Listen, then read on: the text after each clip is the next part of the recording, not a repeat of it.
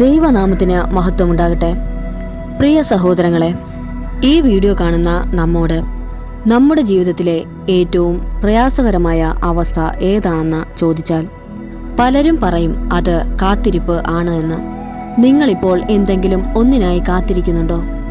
ഒരുപക്ഷെ ഒരുപാട് വർഷങ്ങൾ കൊണ്ട് പ്രാർത്ഥിക്കുന്ന ഒരു വിഷയത്തിന് ഉത്തരം ലഭിക്കാത്ത വേദനയിലാണോ നിങ്ങൾ? അല്ലെങ്കിൽ ഒരു ജോലിക്ക് വേണ്ടിയോ, ഒരു ഭവനത്തിനു വേണ്ടിയോ, അല്ലെങ്കിൽ ഒരു ജീവിത മാറ്റത്തിനു വേണ്ടിയോ നിങ്ങൾ കാത്തിരിക്കുകയാണോ? ഇങ്ങനെയുള്ള സമയങ്ങളിൽ നമ്മുടെ ഹൃദയത്തിൽ വരുന്ന ഒരു ചിന്തയുണ്ട്, ദൈവമേ, എന്തിന് ഇത്രയും വൈകിപ്പിക്കുന്നു? ഞാൻ വിശ്വസ്തയോടെ ജീവിച്ചിട്ടും എന്തിന് ഈ കാത്തിരിപ്പ്? എന്തുകൊണ്ട് മറ്റുള്ളവർക്ക് പെട്ടെന്ന് കിട്ടുന്നു, എനിക്ക് മാത്രം ലഭിക്കുന്നില്ല? ഈ ചോദ്യം ഇന്ന് നിങ്ങളെ വേട്ടയാടുന്നുണ്ടെങ്കിൽ നിങ്ങൾ തനിച്ചല്ല. പലപ്പോഴും കാത്തിരിപ്പിന്റെ കാലങ്ങളിൽ നാം തനിച്ചാണ് എന്ന് നമുക്ക് തോന്നാറുണ്ട്.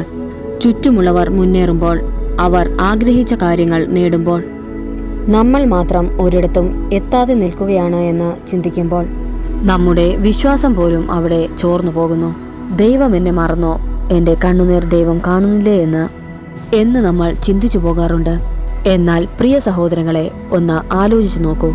ബൈബിളിലെ ഏറ്റവും വലിയ ദൈവദാസന്മാർക്ക് പോലും ഇതേ അവസ്ഥയിലൂടെ കടന്നു പോകേണ്ടി വന്നിട്ടുണ്ട്. അവർക്കും മനസ്സിലാകാത്ത ഒരുപാട് കാര്യങ്ങൾ ഉണ്ടായിരുന്നു. അവരുടെ ജീവിതത്തിലും ദൈവം ഒരുപാട് സമയമെടുത്തു. ആ സമയമെടുക്കുന്നതിൻ്റെ പിന്നിൽ വ്യക്തമായ ഒരു ഉദ്ദേശം ദൈവത്തിന് ഉണ്ടായിരുന്നു. നിങ്ങളുടെ വേദന ദൈവം കാണുന്നുണ്ട്.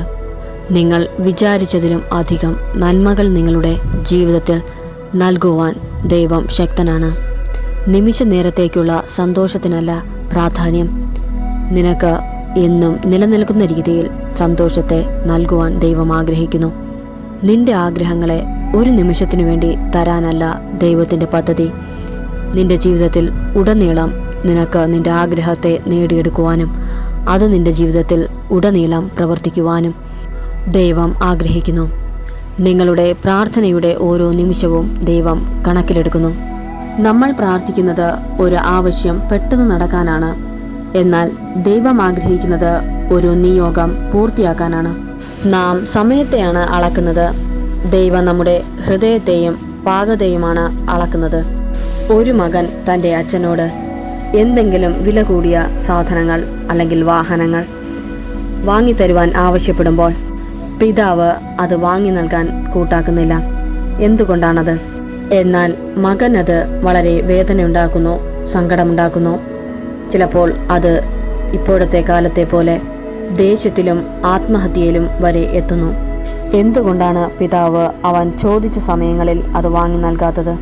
തൻ്റെ മകൻ ആ സാധനം അല്ലെങ്കിൽ ആ വസ്തു അല്ലെങ്കിൽ ആ വാഹനം ഉപയോഗിക്കുവാൻ പാകതയുള്ളവനായിട്ടില്ല എന്ന് പിതാവിന് അറിയുന്നത് കൊണ്ടാണ്.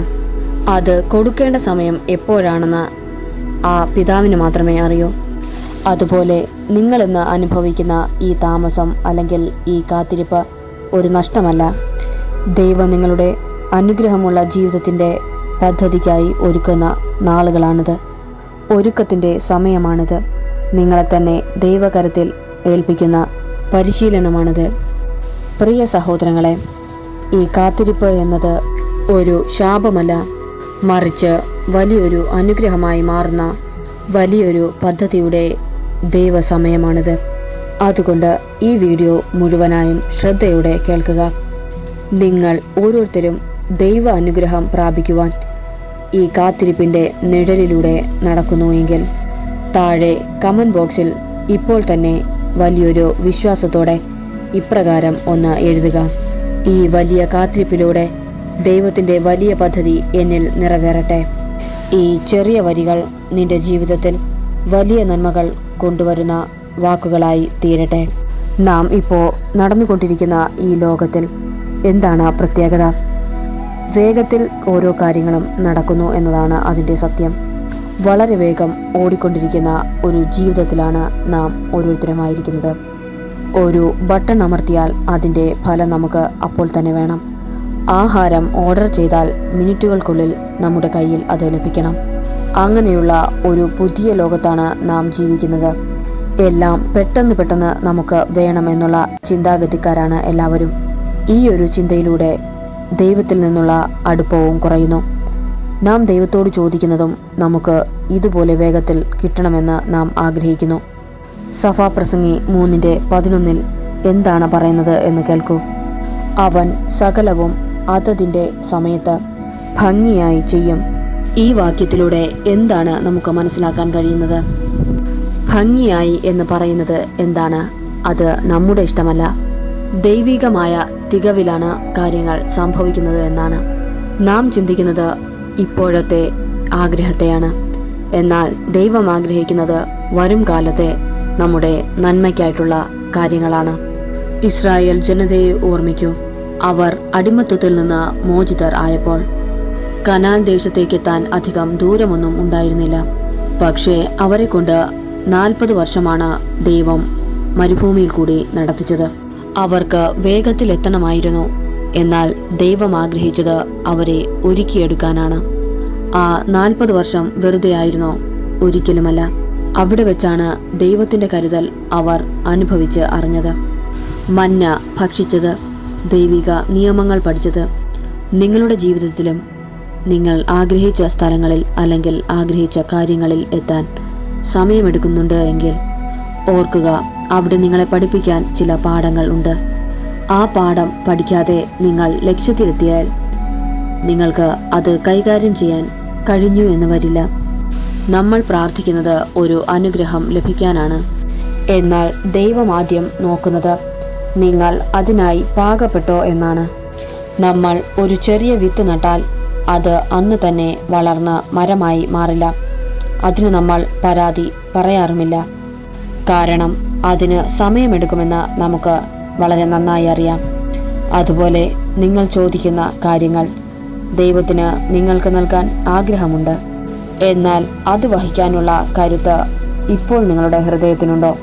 നിങ്ങളുടെ ഹൃദയം പാകമാകുമ്പോൾ ദൈവം നിങ്ങൾക്ക് നിങ്ങൾ ആഗ്രഹിച്ച കാര്യം അതിനേക്കാൾ ഉപരി 100 മടങ്ങ് ഫലപ്രദമായി നിങ്ങൾക്ക് നൽകും. നിങ്ങളിപ്പോൾ അനുഭവിക്കുന്ന ഈ കാലതാമസം ദൈവം നിങ്ങളെ ബലപ്പെടുത്തുന്ന സമയമാണ്. നിങ്ങളുടെ സ്വഭാവത്തെ, നിങ്ങളുടെ വിശ്വാസത്തെ, നിങ്ങളുടെ ക്ഷമയെ ദൈവം പരുവപ്പെടുത്തിക്കൊണ്ടിരിക്കുകയാണ്. ഒരു സ്വർണം ശുദ്ധീകരിക്കാൻ തീയിലേക്ക് കയറ്റിവിടുന്നത് പോലെ ഈ കാത്തിരിപ്പ് നിങ്ങളെ ശുദ്ധീകരിക്കാൻ വേണ്ടിയുള്ളതാണ്. ദൈവത്തിൻ്റെ കൃത്യത എന്നത് നമ്മുടെ ക്ലോക്കിൻ്റെ സമയമല്ല, അത് ദൈവത്തിൻ്റെ തീരുമാനമാണ്. ഗലാത്യ 4:4 നാം വായിക്കുന്നു, എന്നാൽ കാലസമ്പൂർണത വന്നപ്പോൾ ദൈവം തൻ്റെ പുത്രനെ ലോകത്തിലേക്ക് അയച്ചു. ലോകത്തിൻ്റെ രക്ഷയ്ക്കായി ദൈവം പോലും ഒരു സമയം കാത്തിരുന്നു എങ്കിൽ നമ്മുടെ ചെറിയ ജീവിതത്തിലെ ചെറിയ കാര്യങ്ങൾക്കായി ദൈവം സമയം തീരുമാനിച്ചിരിക്കുന്നത് എത്രയോ കൃത്യമായാണ്. അതുകൊണ്ട് പ്രിയമുള്ള സഹോദരങ്ങളെ, നിങ്ങൾ ക്ഷമയില്ലാത്തവരായി ദൈവത്തിൻ്റെ പദ്ധതിക്ക് തടസ്സം നിൽക്കരുത്. ഈ കാത്തിരിപ്പ് എന്നേക്കുമായി നിങ്ങൾക്കുള്ളതല്ല. ഒരു ദിവസം നിങ്ങൾക്ക് വേണ്ടി ദൈവം പ്രവർത്തിക്കും. വലിയൊരു പദ്ധതി നിങ്ങൾക്കുമേൽ, നിങ്ങളുടെ കുടുംബത്തിനുമേൽ, നിങ്ങളുടെ മക്കളുടെ മേൽ ഉണ്ടാകുമെന്നുള്ളത് ഉറപ്പായ കാര്യമാണ്. അതുകൊണ്ട് നിങ്ങളുടെ ജീവിതത്തിലെ ഈ കാത്തിരിപ്പ് വളരെ ശാന്തമായി ഇരുന്നു കൊണ്ട്, ദൈവത്തെ സ്തുതിച്ചുകൊണ്ട്, ദൈവത്തെ വിശ്വാസത്തിൽ കൂടുതൽ അർപ്പിട്ടുകൊണ്ട്, ദൈവത്തെ മഹത്വപ്പെടുത്തിക്കൊണ്ട് കാത്തിരിക്കുക. നിന്റെ ഓരോ ആവശ്യങ്ങളും ഓരോ ദിവസം കൂടി വൈകിപ്പോകുന്നുവെങ്കിൽ അത് ദൈവം മന്ദഗതിയിൽ അതിനെ പ്രവർത്തിക്കുന്നു എന്നതല്ല, ദൈവം അതിനെ ഏറ്റവും ഫലവത്തായി നിങ്ങൾക്ക് തരാൻ ആഗ്രഹിക്കുന്നു എന്നതാണ് സത്യം. നിന്റെ ജീവിതത്തിലെ ഓരോ കാര്യങ്ങളും നടക്കുന്നത് ദൈവ പദ്ധതിയിലൂടെയാണ്. അതിനുള്ള ഒരു കലണ്ടർ ദൈവത്തിന് മുൻപിലുണ്ട്. ആ കലണ്ടറിൽ ദൈവം നിങ്ങളുടെ ജീവിതത്തെ വളരെ മനോഹരമായി കുറിച്ചിട്ടിട്ടുണ്ട്.